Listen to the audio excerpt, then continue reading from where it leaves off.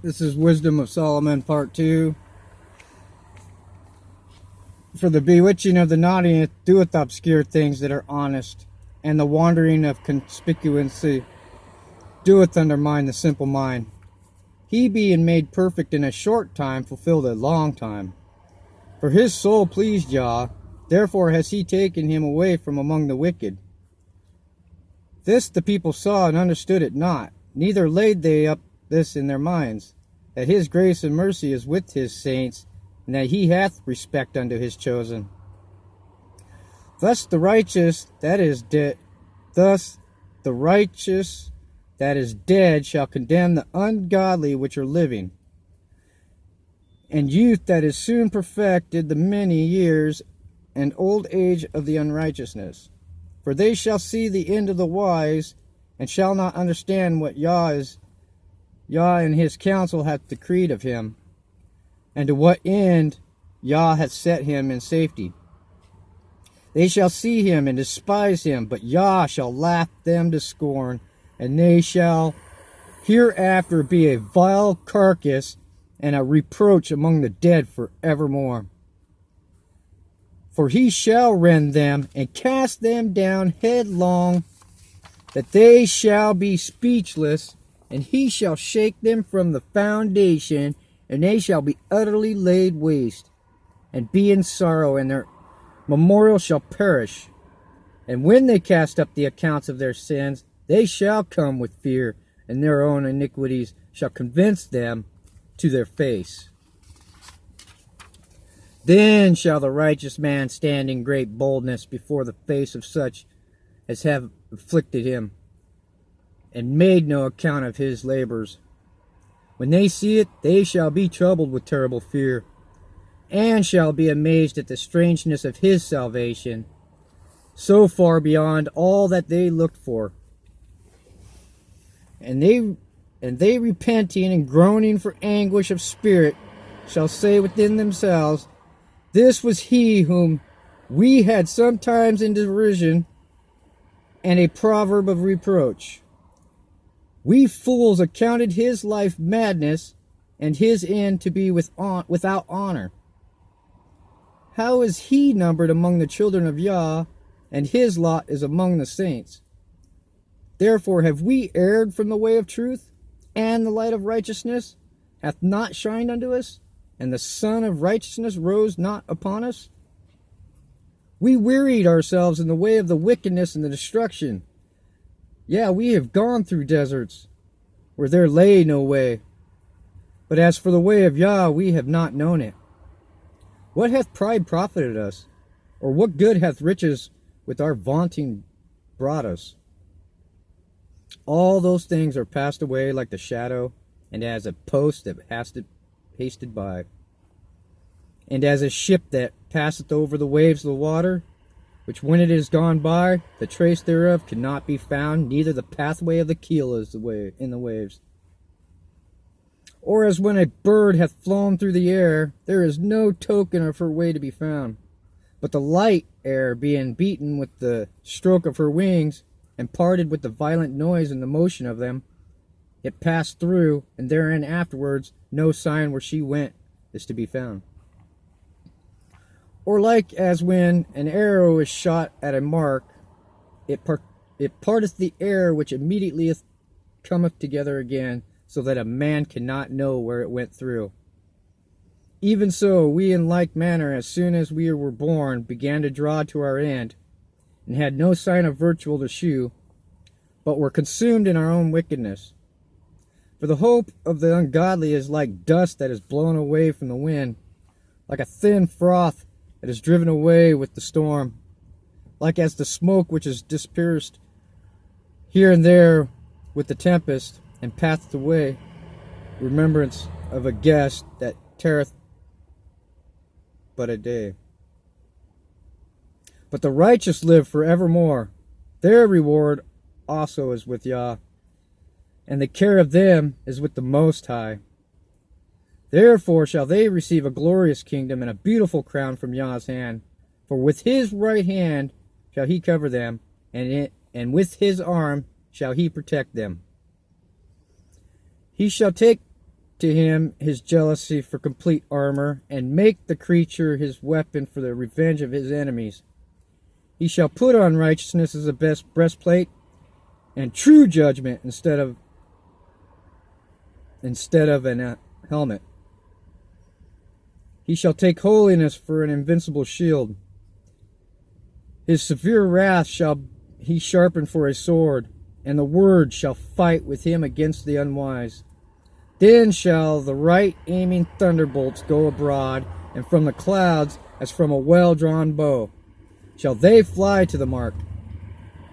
And hailstones full of wrath shall be cast as out of a stone bow, and the water of the sea shall rage against them, and the flood shall cruelly drown them. Yea, a mighty wind shall stand up against them, and like a storm shall blow them away. Thus iniquity shall lay waste the whole earth, and ill-dealing shall overthrow the thrones of the mighty. Hear therefore, O ye kings, and understand, learn ye that be judges of the ends of the earth. Flat earth, ends of the earth.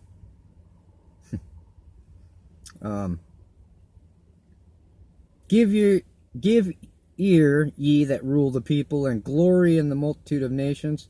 For power is given you of Yah, and sovereignty from the highest, who shall try your works, and search out your counsels, because being ministers of his kingdom, ye have not judged aright, nor kept the law, nor walked after the counsel of Yah. Horribly and speedily shall he come upon you, for a sharp judgment shall be to them that be in high places. For mercy will soon pardon the meanest, but mighty men shall be mightily tormented. For he which is Yah over all shall fear no man's person, neither shall he stand in awe of any man's greatness. For he hath made the small and the great, and careth for all alike. But a sore trial shall come upon the mighty. Unto you therefore, O kings, do I speak, that ye may learn wisdom, and not fall away. For they that keep holiness, holy shall be judged holy. And they that have learned such things shall find what to answer. Wherefore set your afflictions upon my words, desire them, and ye shall be instructed. Wisdom is glorious, and never fadeth away. She is easily seen of them that love her, and found of such as seek her. She preventeth them that desire her, in making herself first known unto them. Whoso seeketh her early shall have no great travail, for he shall find her sitting at his doors. To think therefore upon her in the perfection of wisdom, and whoso watcheth for her shall quickly be without care. For she goeth about seeking such as are worthy of her, sheweth herself favorably unto them in the ways, and meeteth them in every thought. For the very true beginning of her is the desire of discipline, and the care of discipline is love, and love is keeping her laws, and giving heed unto her laws is the assurance of incorruption, and incorruption maketh us near unto Yah. Therefore the desire of wisdom bringeth to a kingdom. If your delight be then in thrones and scepters, O ye kings of people, honor wisdom, that ye may reign forevermore. As for wisdom, what she is, and how she came up, I will tell you, and I will not hide mysteries from you, but will seek her out from the beginning of her nativity, and bring the knowledge of her into the light, and will not pass over the truth. Neither will I go with consuming envy. For such a man shall have no fellowship with wisdom. But the multitude of the wise is the welfare of the world, and a wise king is the upholding of the people. Receive therefore instructions through my words, and it shall do you good. I myself also am a mortal man, like to all, and the offspring of him that was first made of earth. and in my mother's womb was fashioned to be flesh in the time of 10 months, being compacted in blood and the seed of man and the pleasure that came with sleep. And when I was born, I drew in the common air and fell upon the earth, which is of like nature.